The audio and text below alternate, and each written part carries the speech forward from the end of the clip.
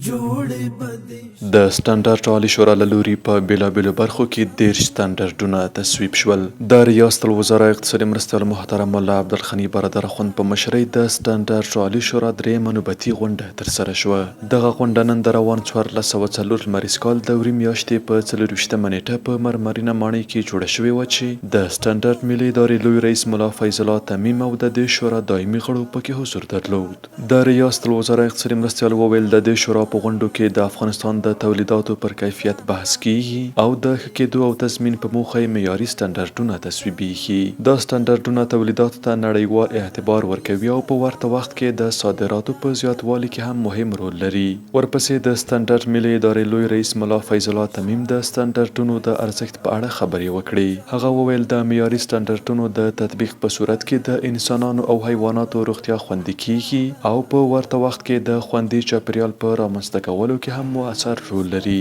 الله تمیم زیاته کړه په همدې موخه د سټنډرډ ملي اداره په بېلابېلو برخو کې تولیدي فابریکو، شرکتونو او اړوندو ادارو ته معیاري سټنډرډونه ورمعرفي کوي. په دغه غونډه کې د سټنډرډ ملي ادارې مسؤلینو د خپل کلني راپور د شریکولو پر مهال وویل د معیاري تولیداتو په موخه یې په بېلابېلو برخو کې سلګونه سټنډرډونه اړوندو تولیدي فابریکو، شرکتونو او ادارو ته ورمعرفي کړي او همداراز یې له 1 تولیدي فابریکو او شرکتونو څخه هم نظارت ترسره کړی دی. د یادو فابریکو او شرکتونو له جملې د ځینو تولیدات قناعت وړ او ډیری یې بیا پر معیارونو برابر نه وو چې د دغه ادارې له لوري ورته لازمي سپارښتنې شوي دي. د سټنډرډ عالي شورا د درملو، خوراکي او ساختماني توکو او نور برخو کې د تصویب شوو سټنډرډونو پر بشپړ تطبیق چې دی ټینګار وکړ او پریکړه یې وکړه چې د نه تطبیق او سرغړونې په صورت کې به د سټنډرډ ملي اداره د اړوندې تولیدي فابریکې او شرکت د فعالیت په اړه د تصمیم نیولو په موخه د ریاست الوزراء اقتصادي معاونیت ته وړاندیز کوي. همداراز پریکړه وشوه چې د تولیدي فابریکو او شرکتونو له تولیداتو څخه د دوامداره نظارت او د تصویب شوو سټنډرډونو د بشپړ تطبیق په موخه دی